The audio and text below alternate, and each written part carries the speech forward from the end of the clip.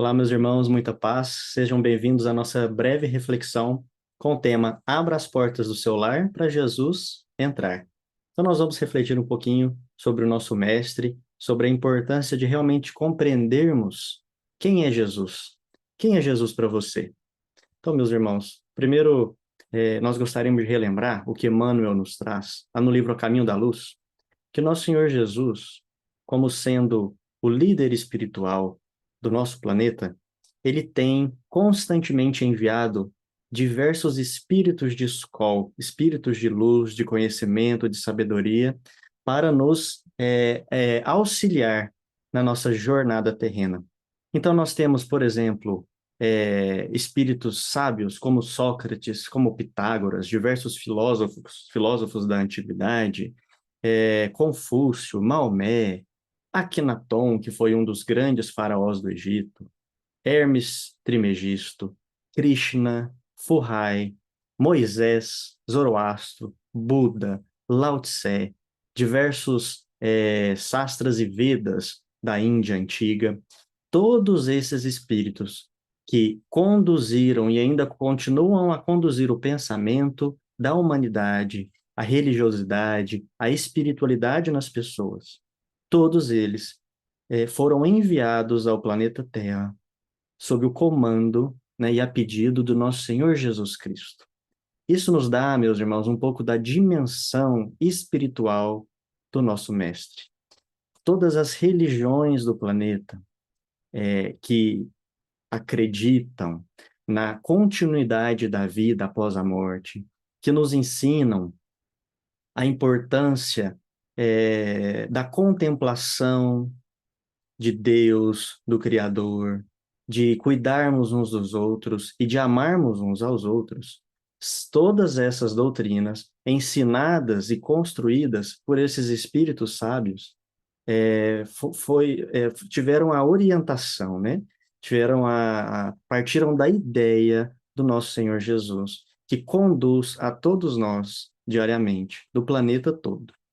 Mas diante de todos esses espíritos que vieram com as suas tarefas, alguns com as suas próprias dificuldades, mas que foram espíritos de grande contribuição do planeta, apenas Jesus, segundo Emmanuel, ensinou o verdadeiro amai-vos uns aos outros, porque ele viveu essa situação. Ele sabia cumprir, ele sabia demonstrar o que é verdadeiramente o amar uns aos outros.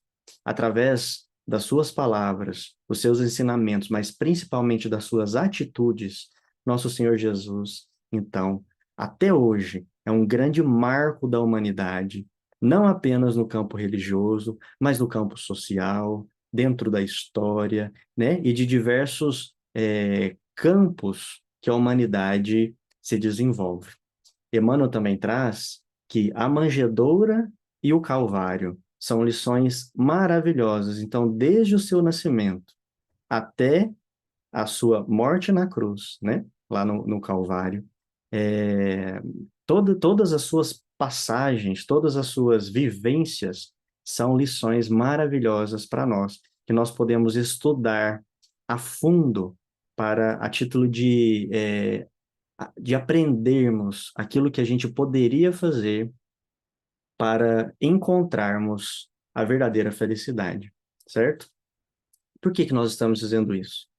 Porque desde que fomos criados, o objetivo de Deus para nós é que nós, seus filhos, todos os espíritos do universo, sejamos felizes. Meus irmãos, tudo aquilo que a gente faz na vida é em busca da felicidade.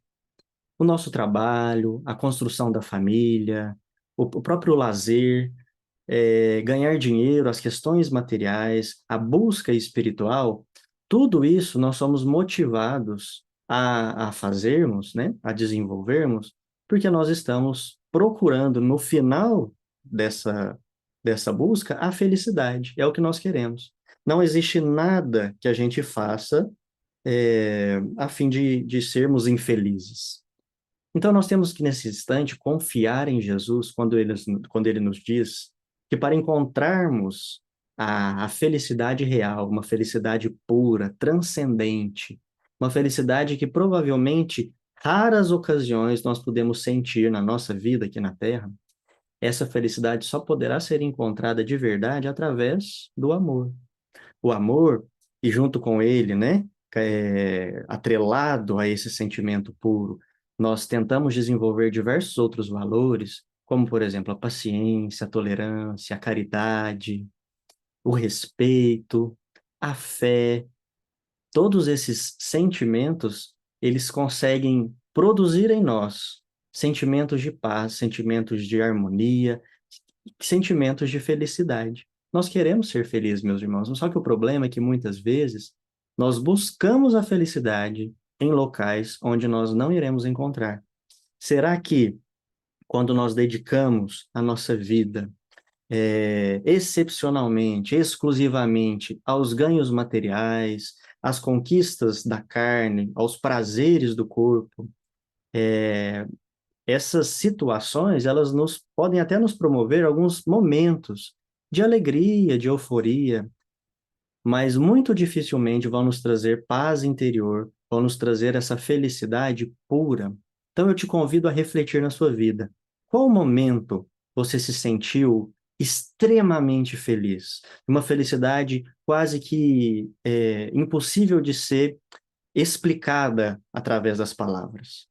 Nós podemos, talvez, nos lembrarmos do momento onde o nosso filho nasceu, ou um momento onde nós ajudamos alguém e ao vermos a outra pessoa feliz, ou com saúde, ou segura, nesses momentos nós podemos sentir uma espécie de uma euforia, uma espécie de uma alegria, de uma felicidade extrema. São momentos raros. Geralmente, esses momentos se relacionam, têm a ver quando nós atuamos com outras pessoas, na contribuição, na ajuda, no crescimento de outras pessoas. Então, a nossa vida ela é social.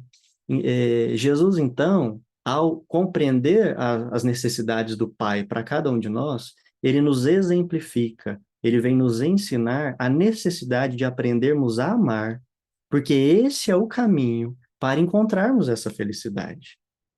Nós podemos, meus irmãos, tentar desviar desse pensamento, desse ensinamento, o quanto nós quisermos, mas nós só encontraremos aquilo que inconscientemente a gente está sempre buscando se nós aprendermos a verdadeiramente amar, através do perdão, através do respeito, através da tolerância, através da persistência, amarmos uns aos outros. Nosso Senhor Jesus, então, como nos narra Emmanuel lá no livro Ave Cristo, ele fala que Jesus é como o sol. Ele traz assim: o sol que jorra bênção sobre o mundo incorpora-se na natureza. Então, o sol, ele faz parte da natureza, ele está ali presente, discreto, iluminando, né? Mas está ali inundando toda a natureza com a sua luz, com o seu calor, sustentando a natureza, renovando-lhe as criações. A folha da árvore, o fruto nutriente, o cântico do ninho e a riqueza da colmeia são dádivas do astro sublime, materializadas pelos princípios da eterna inteligência. Então, a inteligência divina materializa, né, nos permite termos o sol, que, porque sem o Sol não existiria vida no planeta. O Sol, ele permite que as plantas absorvam essa energia e a transformem em substâncias químicas para o seu crescimento. Nós e os animais herbívoros nos alimentamos dessas plantas e assim podemos sobreviver. Então a nossa vida depende da luz solar.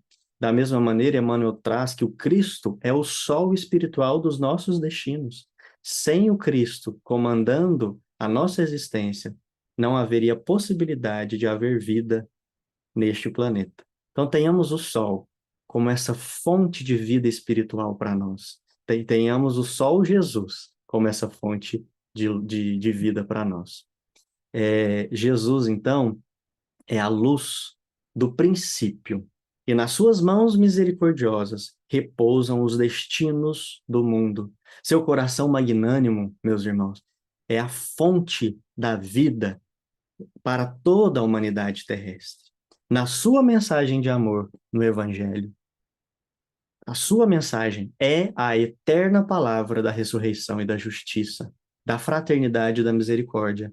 Meus irmãos, nós então só precisamos de Jesus. Nós só precisamos do seu amor e dos seus ensinos, da sua palavra, como fonte das nossas vidas. É, é importante, né, que a gente passe a refletir mais sobre isso. Quais são os nossos verdadeiros objetivos na vida? Com o que eu estou utilizando o meu tempo? Será que Jesus está presente no meu lar? Será que Jesus está presente no meu coração? Será que nas situações de dificuldade da vida eu tenho pensado nele, lembrado dos seus ensinos, do seu evangelho? Tenho praticado aquilo que ele nos ensinou? Porque a nossa vida, ela se baseia nisso. Se nós não estamos vivenciando Cristo intimamente, nós estamos perdendo o nosso tempo. Todas as coisas humanas passaram.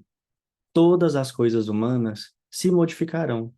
Ele, Jesus, porém, é a luz de todas as vidas terrestres, inacessível ao tempo e à destruição. A mensagem do Cristo é eterna. Ela nunca se perderá. Ela nunca terá a necessidade de se modificar, porque ela é pura. A lição do amor é a lição das nossas vidas espirituais para a eternidade. Essa mensagem está lá no livro A Caminho da Luz, também de Emmanuel. Bom, nós gostaríamos então, meus irmãos, refletindo um pouquinho mais sobre Jesus, te perguntar: quem é Jesus para você? O que ele representa para você? Será que nós temos Jesus como esse ser distante de mim, como esse ser inacessível?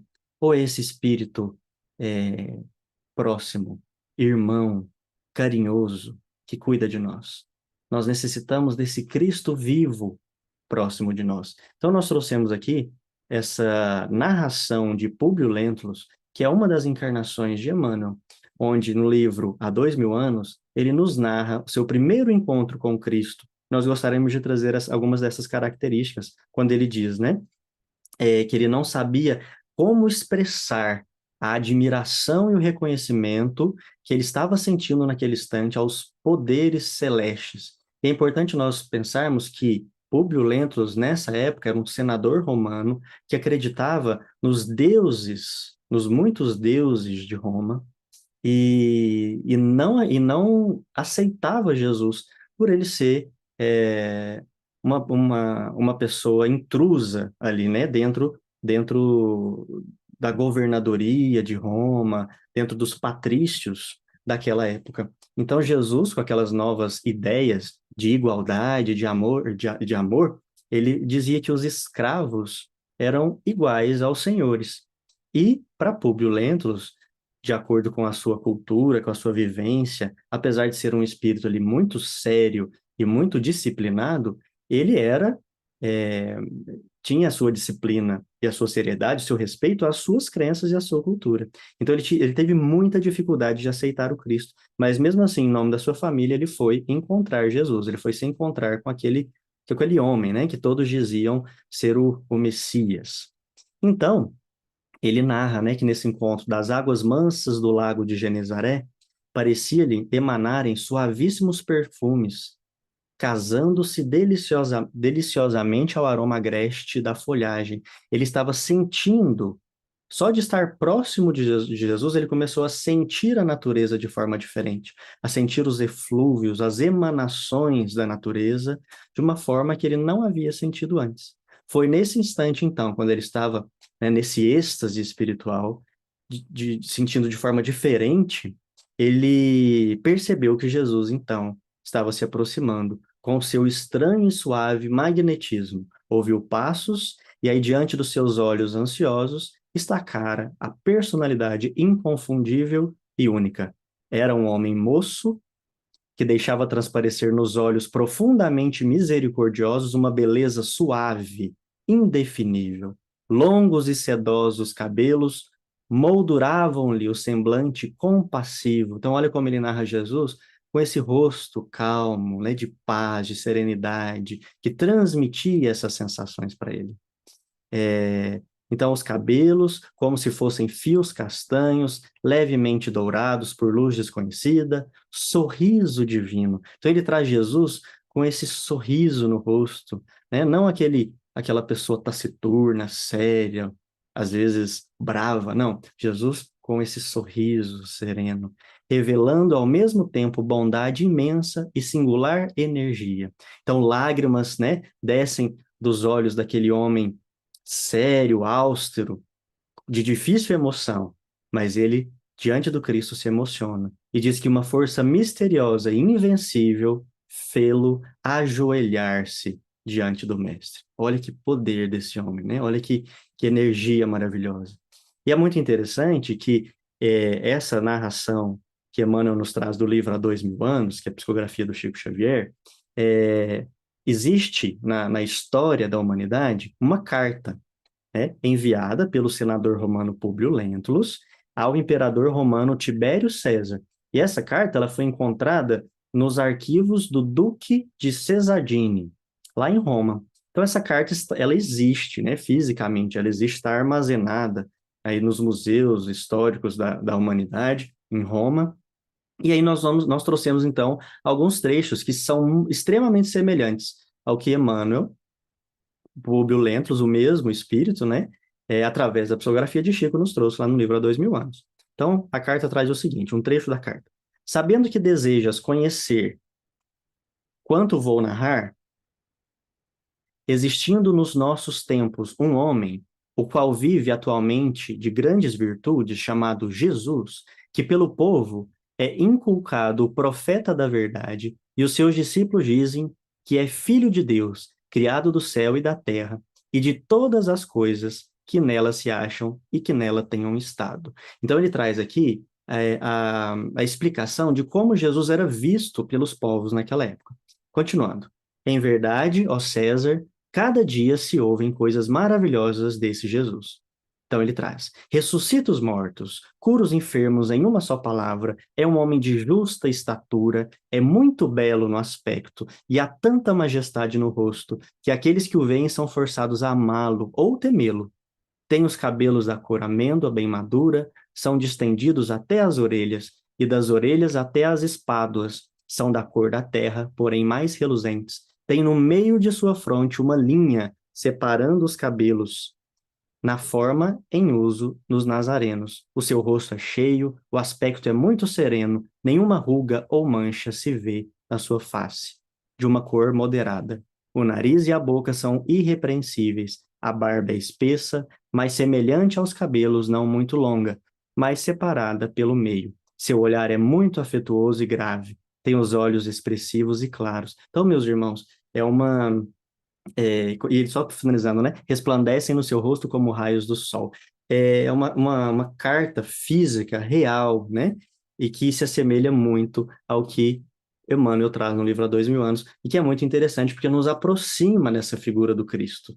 Nós necessitamos visualizar o Cristo para mentalmente nos aproximarmos dele, mas sempre com esse olhar, com esse rosto, com esse sorriso calmo, sereno e que nos envolve com amor, que nos envolve com tanto carinho. O Espírito da Verdade, lá no Livro dos Espíritos, ele traz que Jesus é o condutor e é o modelo do homem.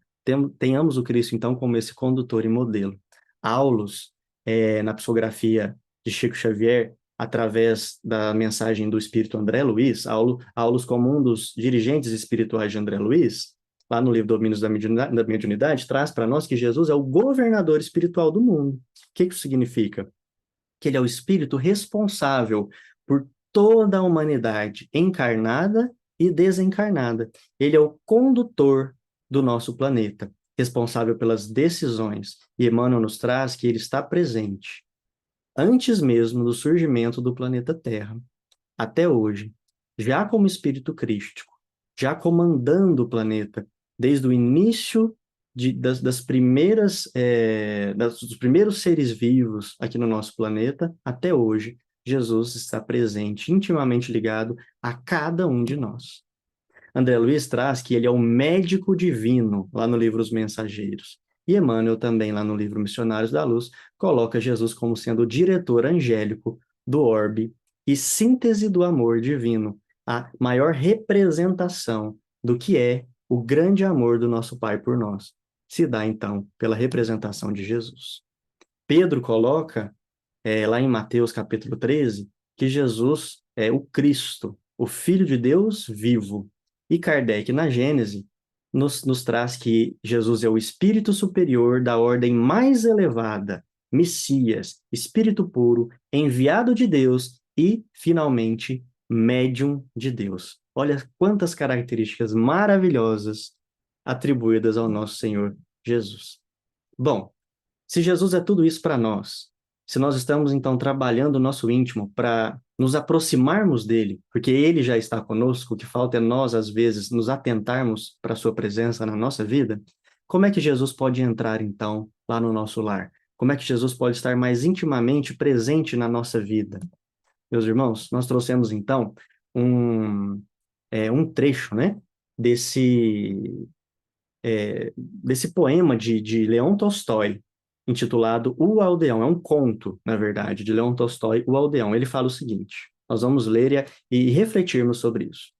Um aldeão russo, muito devoto, pedia constantemente em suas orações que Jesus viesse visitá-lo na sua humilde choupana. Então ele queria que Jesus viesse fazer uma visita. Na véspera de Natal, ele sonhou que o Senhor iria aparecer-lhe e teve tanta certeza da visita de Jesus que mal acordou, levantou-se e começou a pôr a casa em ordem para receber o hóspede tão esperado. Uma violenta tempestade de granizo e de neve acontecia lá fora e o aldeão continuava com os afazeres domésticos, cuidando também da sopa de repolho, que era o seu prato predileto. De vez em quando, ele observava a estrada, sempre à espera.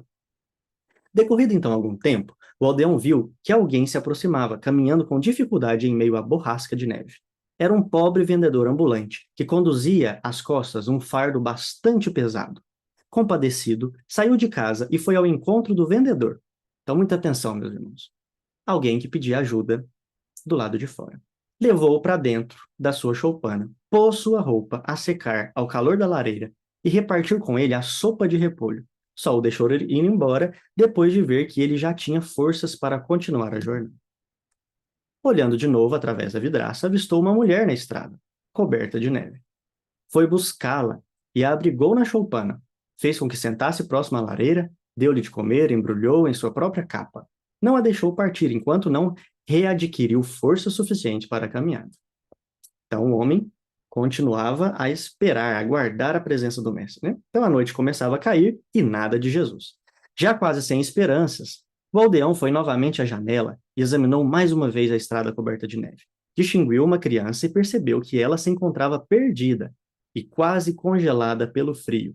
Saiu mais uma vez, pegou a criança, levou-a para a cabana, deu-lhe de comer e não demorou muito, para que a visse adormecida ao calor da lareira. Cansado e desolado, o aldeão sentou-se e acabou por adormecer também junto ao fogo. Mas, de repente, uma luz radiosa iluminou tudo. Diante do pobre aldeão, surgiu risonho, mais uma vez Jesus sorrindo. Surgiu risonho, o Senhor, envolto a túnica branca. Ah, Senhor, esperei-o durante o dia inteiro, e não aparecestes, lamentou-se o aldeão. E Jesus, Senhor, lhe respondeu, já por 3 vezes hoje, visitei a tua choupana. O vendedor ambulante que socorreste, aqueceste e deste de comer, era eu. A pobre mulher, a quem deste a capa, era eu. E essa criança que salvastes da tempestade também sou eu. O bem que a cada um deles fizestes, a mim mesmo o fizestes. Meus irmãos, como é que Jesus vai entrar no nosso lar? Através das nossas ações, através do nosso desenvolvimento do amor, através do acolhimento que nós dermos àqueles que necessitam mais do que nós, através da nossa boa vontade, da nossa tolerância, da nossa paciência com aqueles que, infelizmente, passam por momentos difíceis, aqueles que, às vezes, não compreendem a mensagem do Cristo, aqueles que são mais brutos, mais rudes, menos conhecedores do amor, aqueles que ainda não aprenderam a importância do respeito. Quando nós amarmos a esses, quando nós amarmos a todos, quando nós dedicarmos o nosso tempo a cuidar daquele que precisa, assim nós estaremos abrindo as portas do nosso lar para o Cristo. Lembremos-nos sempre de Jesus, meus irmãos, nas nossas orações, no nosso dia a dia, principalmente nos momentos de dificuldade e de dor, mas não apenas na lembrança, mas também nas ações, façamos, sigamos o exemplo do Mestre, porque a caridade está a nossa salvação. Lá no Evangelho, na verdade, no Livro dos Espíritos, Allan Kardec, né, faz uma pergunta aos espíritos: qual que é o verdadeiro sentido da palavra caridade? Como a entendia Jesus? E os espíritos respondem que a benevolência para com todos, a indulgência para as imperfeições dos outros e o perdão das ofensas é a caridade. Que Deus abençoe a todos nós, que nosso Senhor Jesus possa continuar vibrando em nosso coração, porque Ele sempre está conosco e nós precisamos nos lembrar mais e vivenciarmos mais os ensinos do Cristo. Muita paz, um feliz fim de ano e feliz Natal para todos nós, comemorando a presença de Jesus nos nossos lares e no nosso coração. Um abraço a todos.